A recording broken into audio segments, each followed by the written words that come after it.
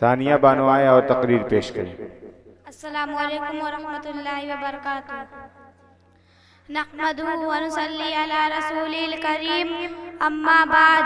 क़ाल अल्लाहु तआला औज़ु बिल्लाहि मिनश शैतानिर रजीम, बिस्मिल्लाहिर रहमानिर रहीम।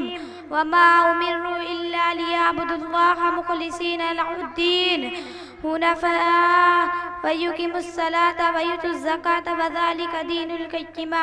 मुहतरम बुजुर्गों और दोस्तों, अभी मैंने आपके सामने कलामे पाक की एक आयत तिलावत की है। उसका तर्जुमा ये है कि लोगों को हुक्म नहीं दिया गया मगर उस बात पर कि वो अल्लाह की इबादत करे, उसके लिए दीन को खालिस रखे, नमाज कायम करे और ज़कात दे। यही मजबूत दीन है। इंसान इस दुनिया आबोगुल में भेजा गया। वो जालिम था तो आदिल भी था, वो जाहिल था तो आलिम भी था। इंसान की तख्लीक कुछ अजीब ढंग से हुई। खालिक कायनात उसमें गुनागू फसीलतें रख दी है। अगर खुदा के इनकार पर उतर आया तो फिरौन का शद्दाद बन गया, अगर इताअत पर उतर आया तो फरिश्तों से भी बाजी ले गया।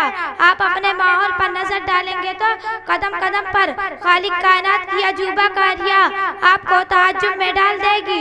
इंसान किस तरह से अल्लाह की खुशनुदी हासिल करता है और किस तरह से नहीं, कुरान मजीद में इस सिलसिले में बहुत कुछ कहा गया है। अगर उसका खुलासा चंद अल्फाज में अदा किया जाए तो कहा जा सकता है कि अगर इंसान अल्लाह ताला के एहकाम पर दिल से अमल करता है तो वो रज़ाए इलाही का मुस्तहिक है, और उसके एहकाम पर अमल नहीं करता या करता है लेकिन दिल से अमल नहीं करता बल्कि दिखावे के लिए करता है तो उसे खुदा ताला की खुशनुदी हासिल नहीं हो सकती। यूँ समझिए कि जिस तरह दाल बेनमक बेकार हो जाती है चाहे उसे कितनी अच्छी तरह पकाया जाए, उसी तरह इंसान का अमल बेकार हो जाता है अगर वो खुलूस के साथ न किया जाए। आप सैकड़ों रोजे रख ले, लाखों रकात नमाजें पढ़ ले, अपना तमाम माल गरीबों में तकसीम कर दे, हर साल हज कर ले, मगर आपके दिल में इखलास ना हो तो तमाम काम दिखावे के लिए करते हो, अपने को मौलवी, हाफिज, हाजी, नमाजी और शरीफ आदमी कहलाने के लिए करते हो, तो यकीन रखें हमारे और आपके ये अमाल आखिरत में हरगिज मकबूल ना होंगे। आपकी 2 रकात नमाज अगर इखलास से पढ़ी गई हो तो उस आबिद की लाखों रकातों से अफजल होगी जो कि दिखावे के लिए पढ़ी हो।